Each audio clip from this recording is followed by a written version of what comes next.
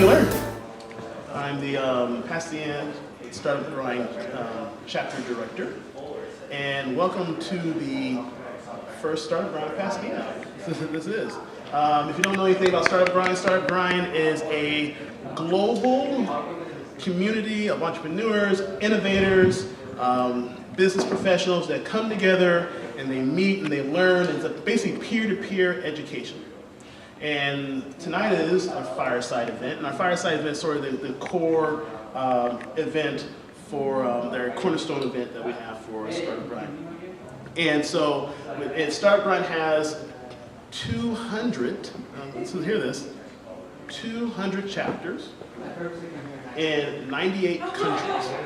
So Startup Grind is a completely global, huge of minds and think tanks. And we all just come together and we're just like, we're going to make the best and we're going to educate one another. And one of the core values of Startup Grind is give first, don't take, make friends, not contacts, help others before you help yourself. So that's the core values of Startup Grind. And so due to the fact that I thought the best way of starting off Startup Grind in the Pasadena chapter is to invite a friend. And let me kind of give you kind of a partial of his title. This partial, his title is way longer than his name. So I'd like to introduce Dave Thach to Startup Grind. Come on. Dave Thach is the Senior Director, International Software Development for PlayStation, Sony Interactive, Entertainment Worldwide Studio. But now you are the senior director. I am the senior director. It's actually an even longer title, but right. I wanted you to explain that. The entire title? Yeah, go for it. Okay, it's Senior Director, International Software Development and Special Operations. And actually, I was on a call the other day with Sony Music because we're starting to do a lot with the parent company. And I introduced myself, and somebody on the line said, "That's not your title. You made that up." I can't make that up. I'm not that smart. I couldn't possibly make that up. So. Go take a seat. Thank you. So, what I love the most is the fact that you have basically special projects. It's like special ops. You're like the ninja of PlayStation. A little bit. Yeah. It was when I first took over the group. It was just international software development, and then as I started to evolve the team and expand our role and start to diversify, what we did as a group, the special operations moniker came along with that. In fact, when I got my promotion from director to senior director, that's when my boss, Scott Rohde, who's the senior vice president of Worldwide Studios in America, said, "You know what? We're going to make this official." So, and for me, it was a real honor because that aspect of the group, that's something that is very nebulous. It's what my team and we make of it, and that's kind of the entrepreneurial aspect of what I do within Sony. And it's a direct reflection of who I am as a person and as an innovator.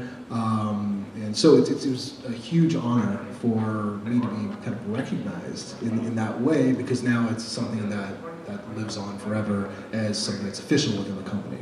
And we are literally like the utility group. Like anything that nobody knows how to do somehow gets put on my plate.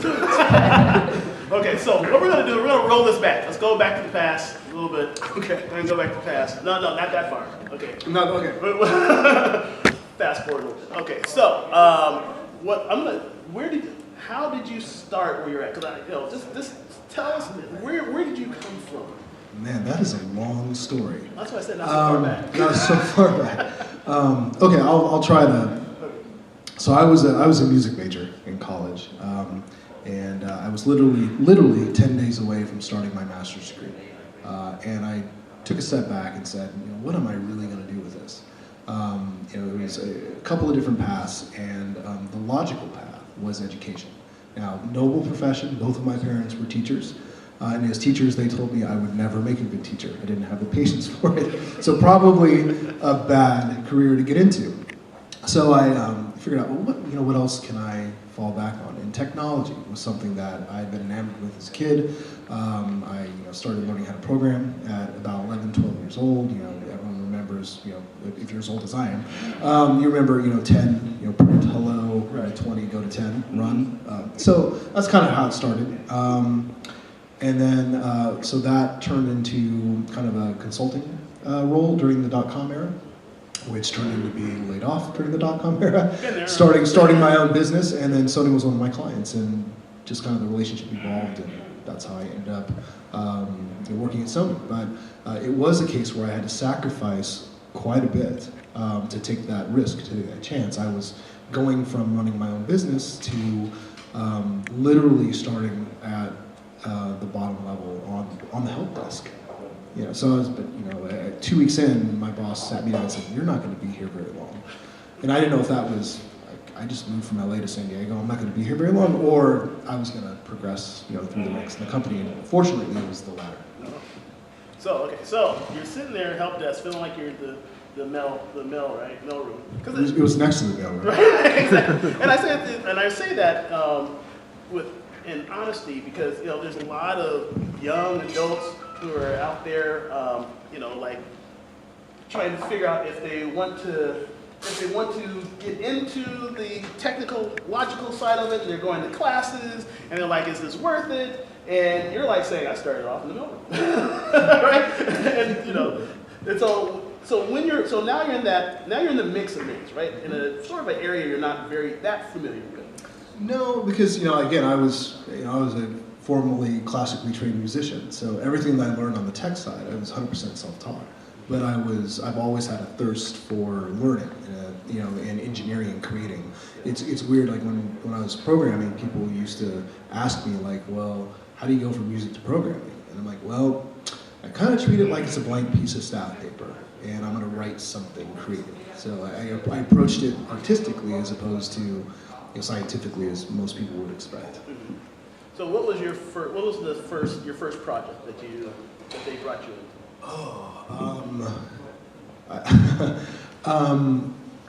Project like for the IT side or with games? The games is more exciting. Okay, we'll do games. Okay. It was actually a good marriage of all of my skill sets. So back up just a little bit. I was running IT in Santa Monica Studios during God of War 3. So God of War 3, critically acclaimed game wraps.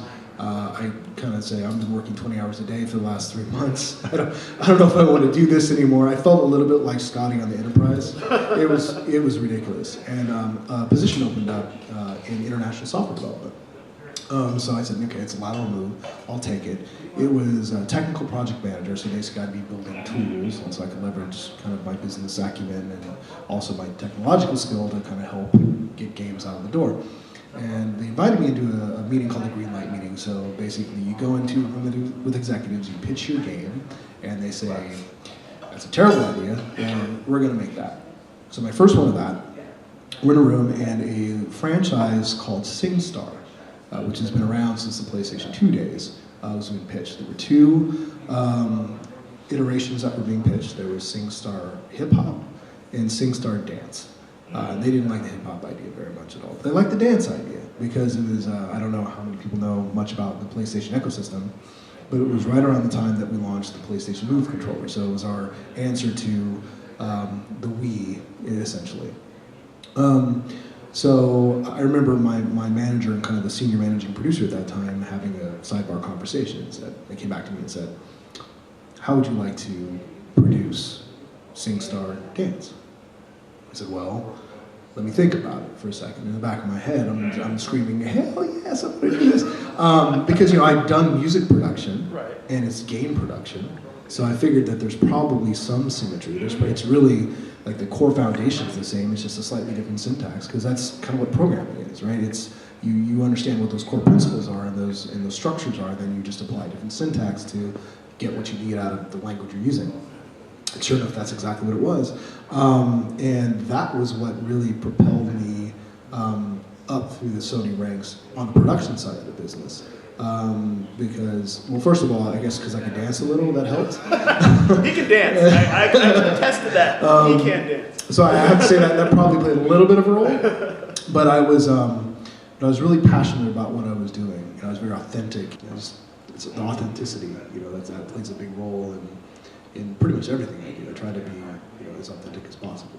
So someone, especially like a teen or a young adult, they're trying to get into it now, get into the gaming.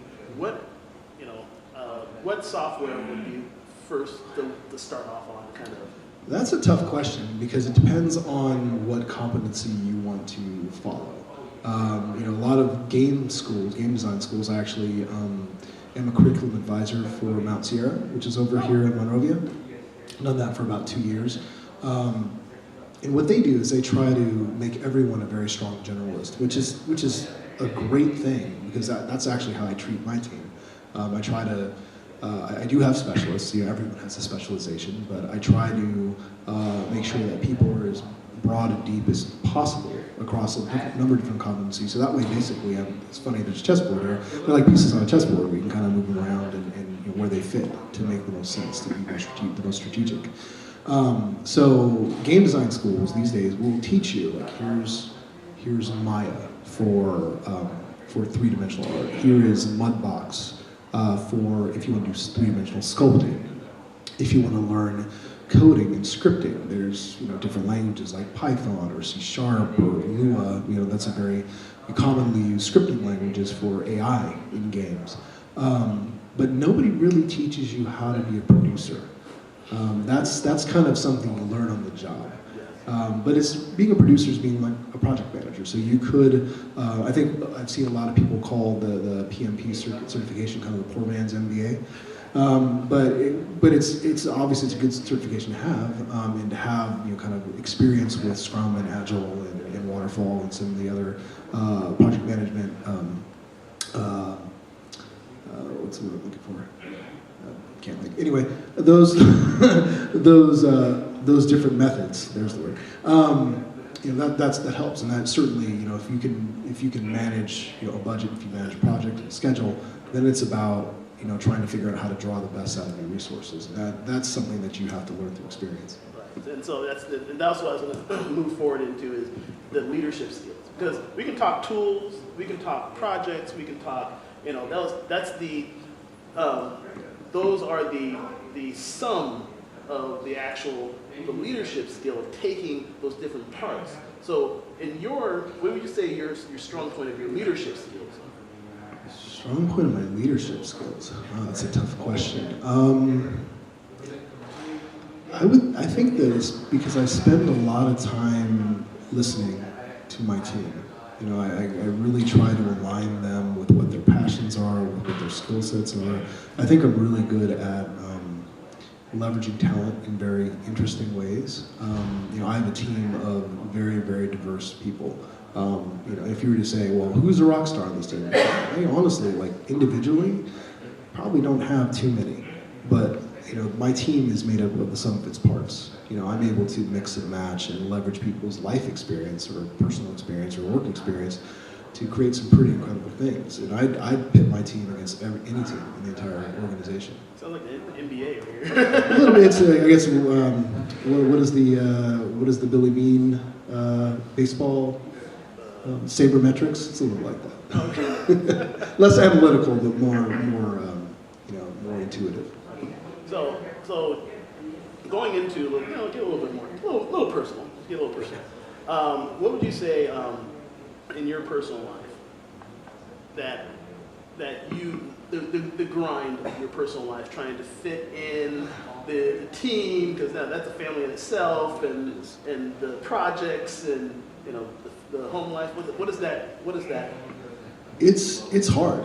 I'm a father. I have 2 children. One is a preteen, and that has its own challenges. The other is a 9-year-old girl who thinks she's 19. She's great. They're both great. But I commute probably about 3 hours a day. I live in Pasadena, but I work in Playa Vista. Not a commute I'd wish on my worst enemy. So clearly I like what I'm doing to do that. But to try to fit it all in, it's like my day starts at 5 a.m. every day and it ends around 11, 12. I don't sleep a lot. but I enjoy everything I'm doing. I know that I need to dedicate a certain amount of time to my profession. I need to dedicate time to my team. And I'm glad that you said it's family, because that's exactly how I look at it. We are a family. Team culture is one of the most important things that you can cultivate as a leader and a manager, and which makes hiring like probably one of the most important things you can do, and one of the most difficult things you can do. But then there's the family, and then because my job is international, I'm on the road a lot. So because I'm visiting developers, both here in the U.S. and also in Europe and Japan, because those are the teams I work with most. So balance is something extremely hard to attain. I would say I'm pretty terrible at it. I think that's just the reality of the modern workforce. I think once cell phones evolved beyond Blackberries, and even somewhat, I remember sleeping with the BlackBerry right next to my head, and I'm one of those guys that I saw the red light and I was wide awake. Worst thing ever, worst invention ever.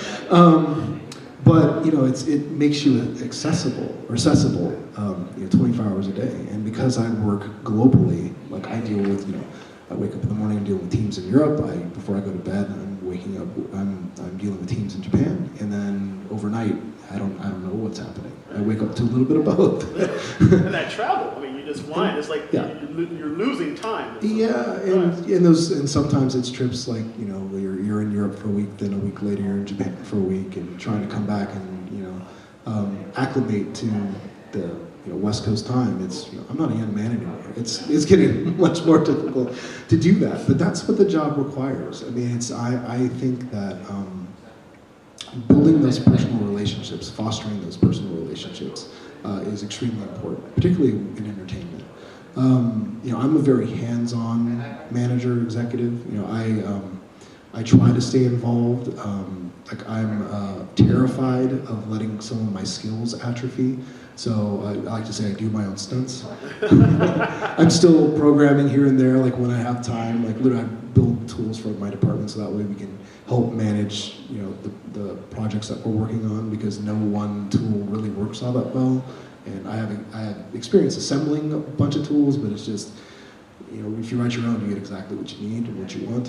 So, but then you have to maintain it, so that it's a blessing and a curse.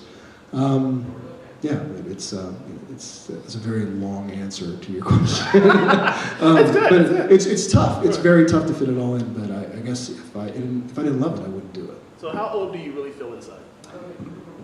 Probably about 16. Yeah, I'm about here about the same. Yeah. I'm in games. Yeah. It's funny. Like you work for PlayStation, you must play games all day. I'm like, yeah, no, not so much.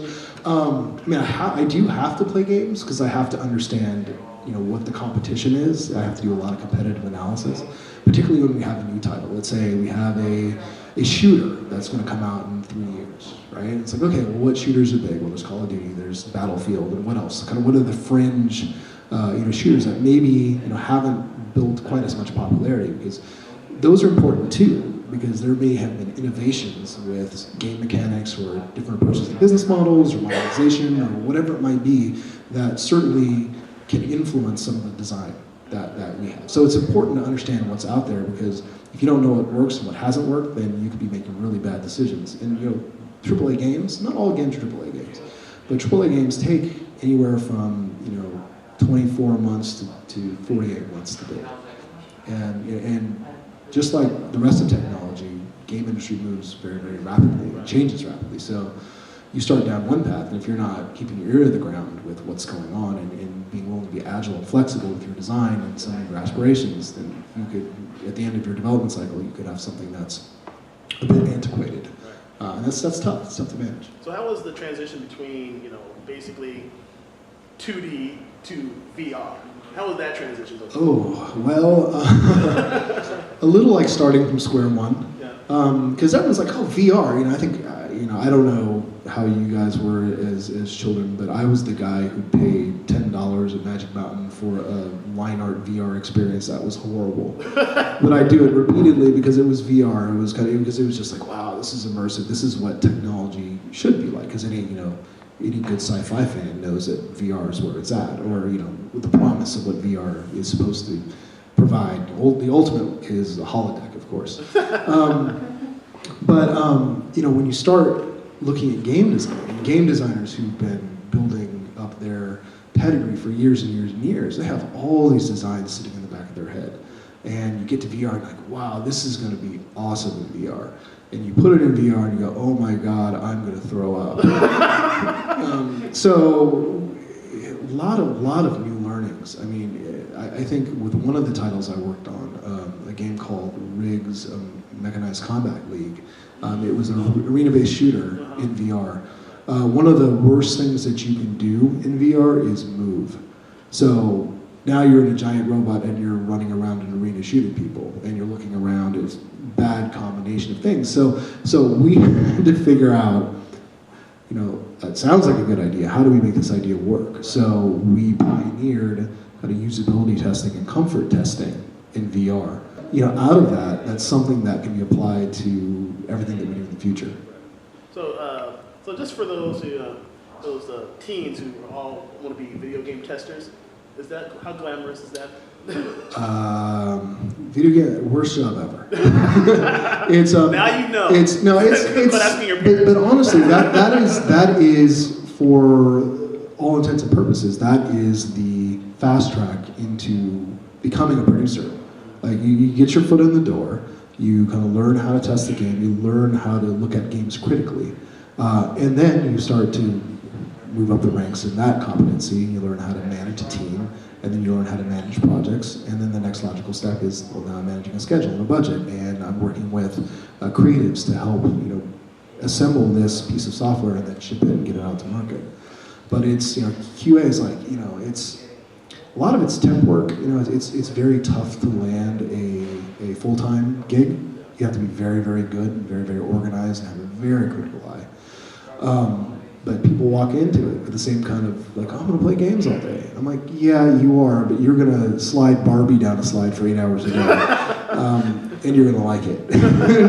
So it's not a glamorous thing. I'm not saying it's all like that, but it is. You are essentially you're following kind of a prescribed test plan in a lot of ways, and you're saying, okay, some of it's automated. But there are certain things that are tough to automate and take a more critical eye. But those things sometimes just aren't as fun. So you're not playing the game for enjoyment. You're playing it very critically. And once you do that, it's hard to play games the same way. Like for me, I got into games because I love games. I wasn't allowed to play games as a kid. That's probably why I play them so much now. But I don't play games the way that I did. It's hard for me to play a game for enjoyment because I see all the flaws. Even a game like Uncharted 4, which is probably it's been based on the DICE nominations to the American Institute of Academy of Arts and Sciences. They released their nomination lists today. Uncharted is nominated for, I think, 8 different awards. Beautiful game, pushes the PlayStation 4 further from a processing perspective than any other title by quite a bit. And it's hard for me to just enjoy it. I go, oh, that grass looks wrong. They didn't quite finish that texture. And Naughty Dog is one of the best teams in the industry.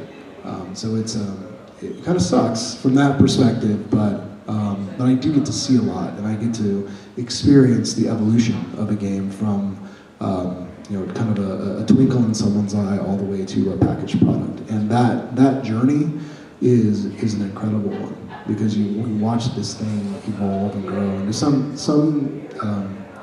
degree it becomes your baby. So now, obviously when we promoted this, it said award winner. Yes. Right. So as award winner. Yes. Give us the details. Okay, so this was pre-Sony. Right. I've worked on a lot of games that have won awards, and I definitely contributed to the design of those games, so I'm proud of those. But, so this was kind of in between the music and Sony with the .com boom. I was a consultant. I worked with a company called Thach. They were a startup. very avant-garde for their time. They were an early education portal for children.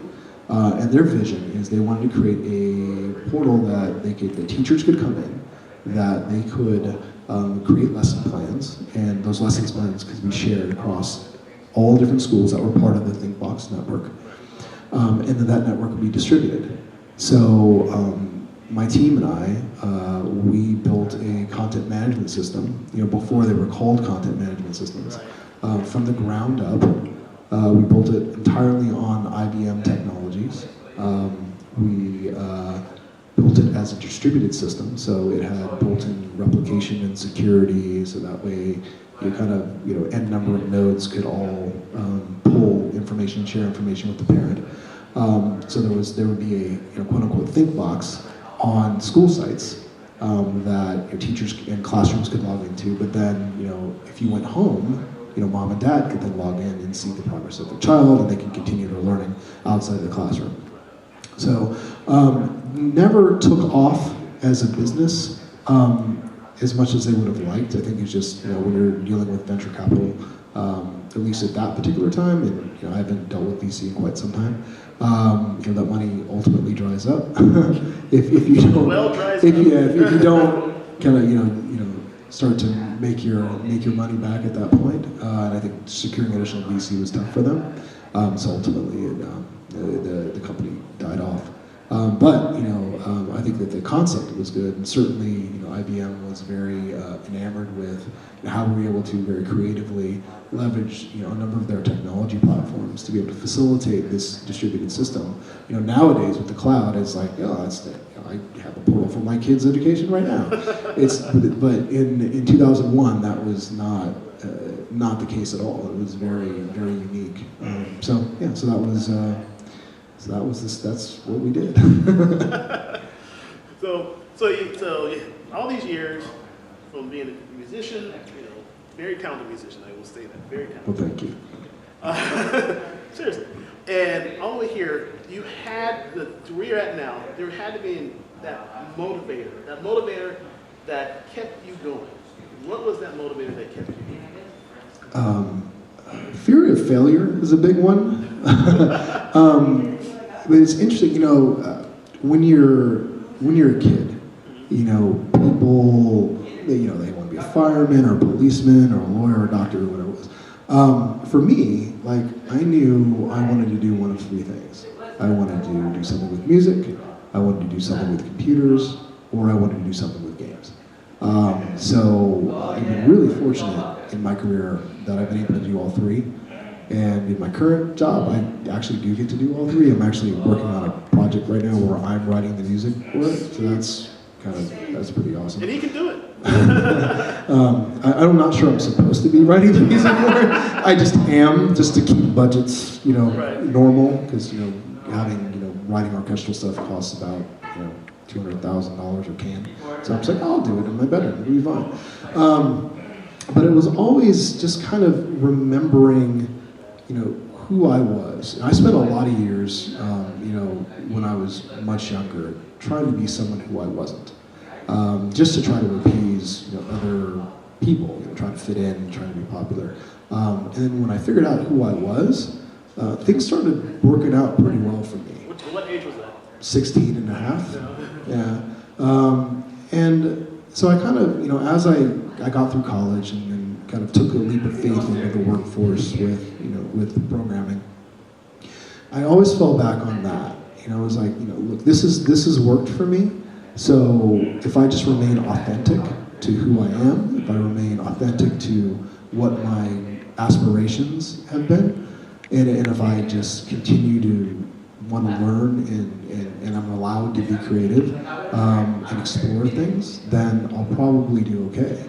And I think that some of that authenticity that I've been able to maintain throughout my career, I think that's given me opportunities with people who have managed me, before I became a leader myself, and they gave me enough rope to hang myself, which is a beautiful thing, because and you're gonna make mistakes, And you know, there's a whole school of thought that believes if you're not making mistakes, you're not doing it right. And I think that's true to some extent, but those mistakes at a certain point become wisdom. And so those chances, those risks, they become more and more calculated risks because now you're leveraging all of that experience. So I've been fortunate to be able to kind of explore things very creatively and try new things kind of within a safe environment where I've been trusted. And that's what has kept me going. I'm not good at maintaining. Like I'm capable of it, but that's not what makes me tick. What makes me tick is continuing to innovate and to explore and to learn. So I think if you take those things away from me, I'm just not happy. So I've always strived to sit in an environment that allows me to capitalize on those core tenets of what I need as a person to be happy. It's really cool. It's really cool that you got. There's a lot of people who are still trying to find themselves at 30, 35, 40, 60. You know. I guess I was. I mean, I don't want to say I had it all figured out. No. You know, I still. I made a lot of really dumb mistakes. At that age. But I kind of figured out. Kind of here's. Again, I think when you try so hard to fit in, because I was kind of an odd man out. I was a very shy kid. It probably doesn't come through in this conversation, but I am a bit of an introvert. So I just like talking about what I do. So that kind of, once I broke a little bit out of that shell, where I wasn't so painfully shy, and I started to build confidence in that I could actually do things if I applied myself. That helped quite a bit. I actually believe I can do anything. And that's not an egotistical statement. It's just, I truly believe that if I spend enough time with something, if I just really invest, personally into whatever that task is, whatever that learning opportunity is, I'll probably figure it out. And you have to have a lot of self-confidence to be able to do that. So I think that self-confidence has been kind of, one of the driving forces that helped me, kind of continue to figure out who I was and kind of round my personality out and who I was as a parent and as an employee and now an employer and executive. So when things got tough, who did you turn to? Who was that core person that got you back on your feet, said quit your complaining and move forward? Who was that? My wife. She's I've known her since I was 14 years old, so I can't bullshit her at all. She keeps me honest, So and of course, there's family. Again, I have a hellish commute, but my family's here in Pasadena. I grew up here. My wife's family's here. Unfortunately, I lost my father 2 years ago, but my mom's still here. So it's good for me, to kind of have that support system around me. It's good for me to have that accessible to my kids. It's kind of one of the reasons why I am willing to be uncomfortable with a commute of 3 hours a day, or roughly 3 hours a day, because they are afforded a lot of benefits for that. So it's really, I think it's my family. It's always falling back on them. So, in one word, right? In one word, as a business professional, as an entrepreneur, as an innovator, what's that one word that makes the core of dating? Authentic.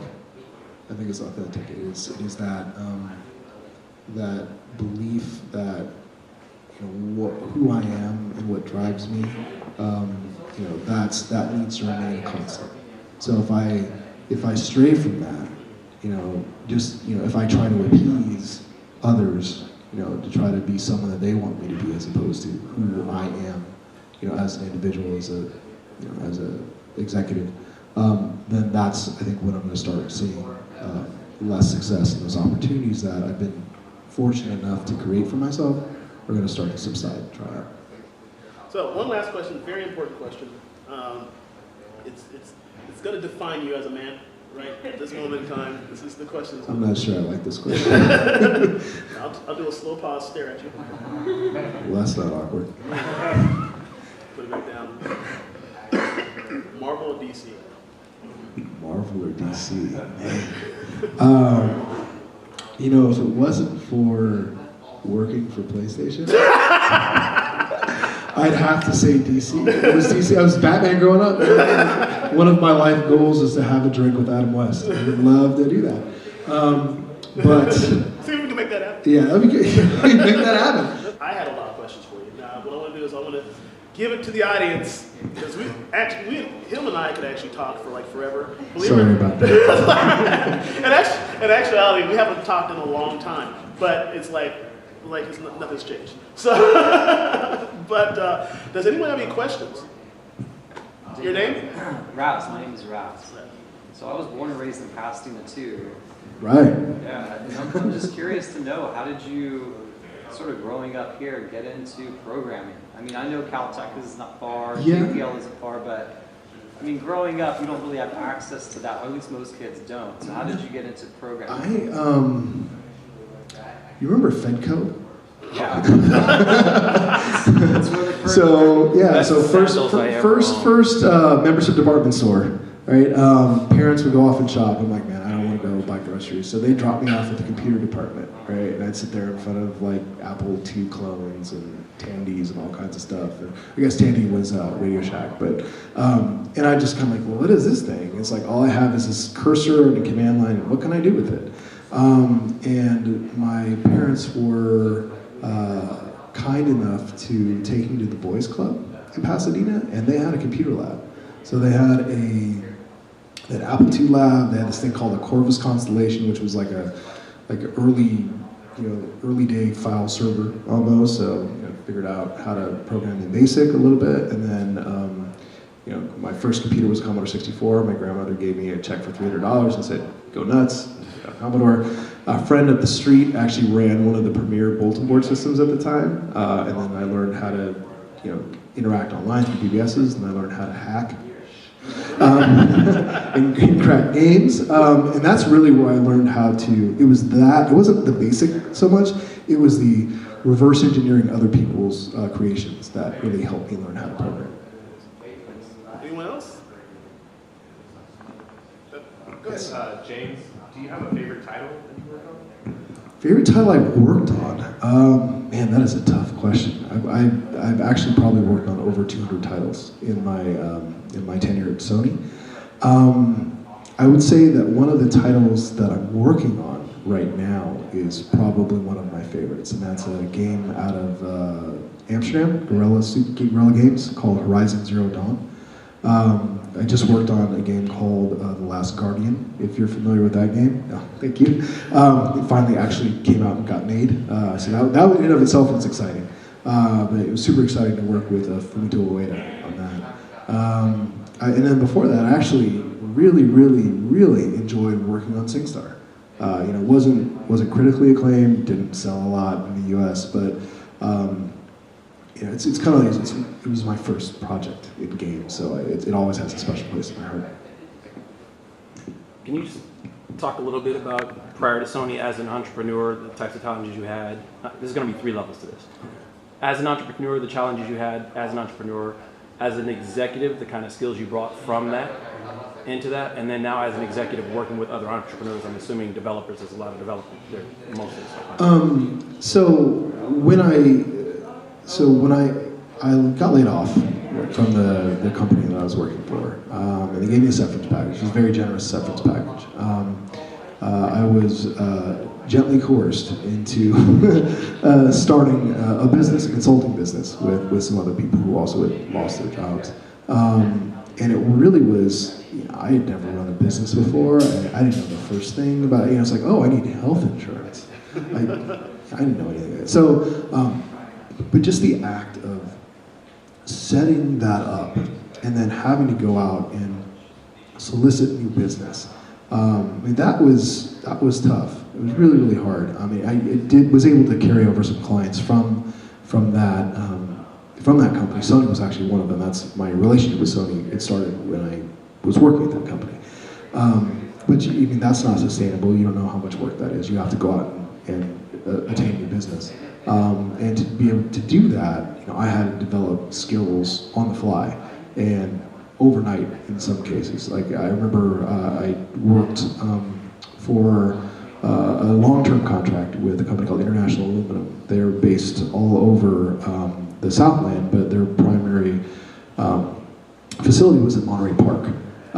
And I remember, because we'd done some consulting work for them, and they asked me, do you know Microsoft Active Directory? And of course I said yes. And I went and bought a book and started reading and figured out how to do it. And it's something that takes people like months and months and months to master. And I was able to master it in 3 days. I had a really good affinity for technology. Again, it's taking that experience that you build and being able to leverage that to apply it to other things. Are you, if there's a problem that's presented to you, are you going to put your hat in the ring and say, hey, I'll give it a shot? And remember, you have an entire team of people around you who can help you. This is a family. So it's that. So it's that. It's never say it can't be done. Say it can be done, and then figure it out. And then working with other entrepreneurs in your current position? I'm very fortunate that I have people on my team who have run their own businesses before and are incredibly creative and always coming up with new ideas. A big part of what the special operations side, special project side of my team does is we curate and steward our heritage titles through to market. So one of the things that we recently announced was remasters of like Parappa the Rapper and Loco Roco, and it was classic games, right? But we're upresing them and we're making them 4K, and they're just awesome. Right? They stand out really well.